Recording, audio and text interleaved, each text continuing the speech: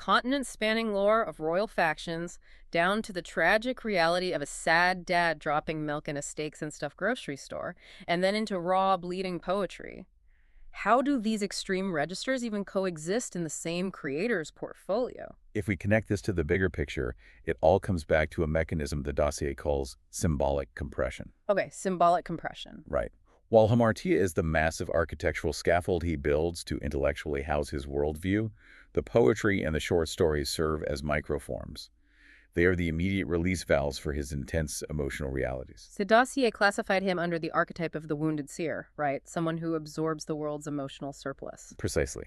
Because his mind processes stimuli on so many layers simultaneously, he is constantly emotionally flooded.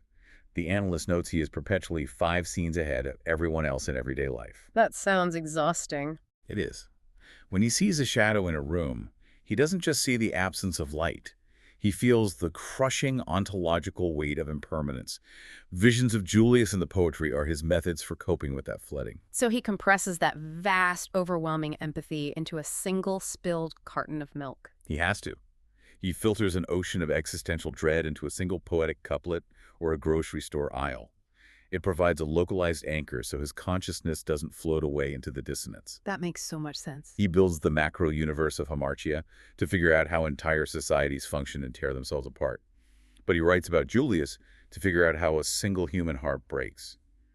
Both scales are absolutely necessary for his psychological survival. What an incredible journey we've taken through these sources today. We started with a clinical psychological profile of a mind labeled neutrino spiral.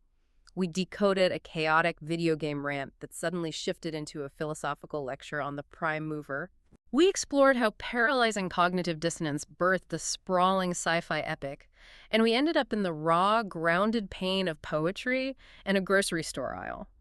And it all stems from the exact same source: a mind refusing to quiet its own noise. A mind that insists on using the friction of its own contradictions as raw material. And that makes you think about your own life. You, listening right now, you've experienced cognitive dissonance, those moments when your logical structures and your raw feelings violently clash, leaving you frozen. Everyone has. How often do you simply try to shut that noise off? How often do you reach for a distraction, a detour, or a polite fiction just to make the friction go away? What would happen if you used that tension as an alchemical crucible to build something totally new, the way this creator does? We are deeply conditioned to view our internal dissonance as a problem to be solved as quickly as possible, rather than a profound question to be inhabited. Which leads to one final, truly haunting concept hidden at the very end of the surveillance dossier. The analysts theorized that eventually